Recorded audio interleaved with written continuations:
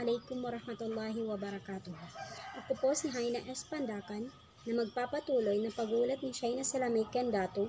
Ang ihulat ko ay patungkol kina Pedro Gatmaytan, Iniego Edregaldo, Florentino Colantes at Julian Cruz Balmaceda. Panahon ng mga Amerikano. Ang mga manunulat ng panahon. Pedro Gatmaytan, tinuring na pinakamagaling na makata ng mga tulang liriko. Ang hindi makakalimutang katipunan ng kanyang mga tula na nalimbag noong 1912 ay ang Tungkos ng Alaala. Siya rin ang unang nakasulat ng tulang pasalaysay.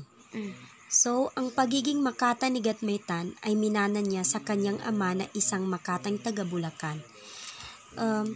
Hindi pala nakakapanibago na isang magaling na makata si Pedro Gatmaytan dahil meron pala itong pinagmanahan, yun ang kanyang tatay. Sa kanyang ama niya rin natutunan ang tungkol sa berso.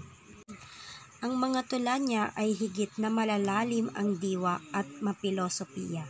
Si Gatmaytan rin ang unang gumamit ng 16 at 18 pantig sa panuluan.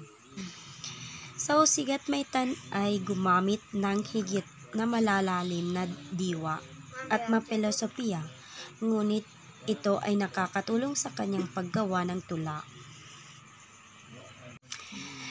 Bukod sa pagiging magaling na makata, naging mamamahayag reporter at editor din si Gatmaytan ng babasahing alitaptap. Ipinanganak noon si Gatmaytan ng babasahing alitaptap. So, si Gatmaytan ay ipinanganak siya noong 16 Marso 1888 sa Sampaloc, Manila at anak ni na Iniego Regaldo Y. Consueca at Saturnina Reyes. Ang kasunod ay si Iniego Edregaldo, tanyag noon sa sagisag na Odalager. Naging patnugot siya ng pahayag mithi, watawat, pagkakaisa at ng lingguhang magasin na ilang-ilang. Kilala ring makata ng pag-ibig. So si Iniego Edregaldo naman ay isang makata ng pag-ibig. Ang kanyang mga tula ay natipon sa isang aklat na pinamagatang Damdamin na nagtamo ng unang gantimpala sa Timpalak Commonwealth noong 1941. So si Iniego rin ay mayroong tula na natipon sa isang aklat na pinamagatang Damdamin na nagkaroon o nakuha niya ang gantimpala dahil maganda ang mga tula na kanyang ginawa, kung kaya't siya ang nakuha rito. So si Gatmaytan ay pumasok rin siya sa Universidad ng Pilipinas Fine Arts, kung saan naging guro niya si Fabian de la Rosa sa pagpipinta at naging kaklase niya naman sina Fernando Amorsolo at Guillermo Tolentino. Hindi lamang siya makata, isa rin siyang kwentista, nobelista at peryodista. Ang kanyang nobelang Sampagitang Walang Bango ay nasulat sa panahong ginto ng nobelang Tagalog. So, ang nobela daw na ito ay patungkol sa isang babaeng martir, ngunit sa huli ay nagtaksil, kaya iniwan ng asawa. Katulad siya ng Sampaguita na akala ng marami ay maganda, dalisay at namumukod sa kabanguhan. Subalit sa kabila noon ay naging taksil, kaya itinuring na Sampaguitang Walang Bango. Ang pang-tatlo ay si Florentino Colantes. Taong 1896 nang isinilang si Colantes. Kinilalang doplero ng kanyang panahon at naghirang na ikalawang hari ng Balagtasan.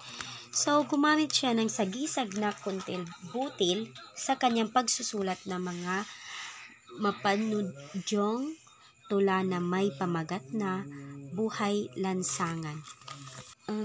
Sa pagbigkas ng mga tula ay may sarili daw siyang paraan na sinasabing tatak Colantes. Ang kanyang mga tulang nasulat ay inuri sa tatlo: tulang liriko, tulang pasalaysay, tulang pambalagtasan.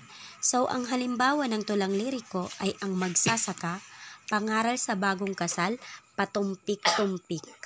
Ang halimbawa naman ng tulang pasalaysay ay Lumang Simbahan at ang Tulisan. Samantala sa balagtasan naman or sa pambalagtasan ay ang Balugbugan at Aguinaldo versus Quezon. So, ang mga tula ni Colantes ay halos tungkol sa tao kaya karaniwan at madaling unawain. Bata pa man siya ay mahilig na siyang magbasa ng awit at korido at naisaulo niya ang buong pasyo. Sa gulang na 15 taon o 15 ay nagsimula na siyang tumula at sumulat sa mga pahayagang buntot pagi, pagkakaisa, watawat, pakakak at iba pang babasahin. Siya ay kapanahonan ni Jose Corazon de Jesus at mahigpit niyang kaagaw sa pagiging hari ng balagtasan.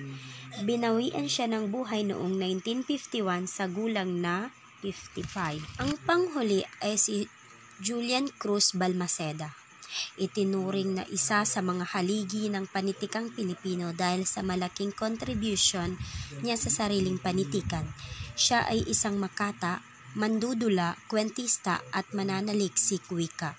Naging patnugot siya ng surian ng wikang pambansa. Bilang si Balmaceda sa Orion, Bataan noong 28 Enero 1895. Nag-aaral sa Colegio de San Juan de Letran. So, binawian ng buhay noong 18 Setyembre 1947 sa gulang na 52. Lamang po at maraming salamat po. Ang susunod na mag-uulat ay si Marwa M. Lagantang.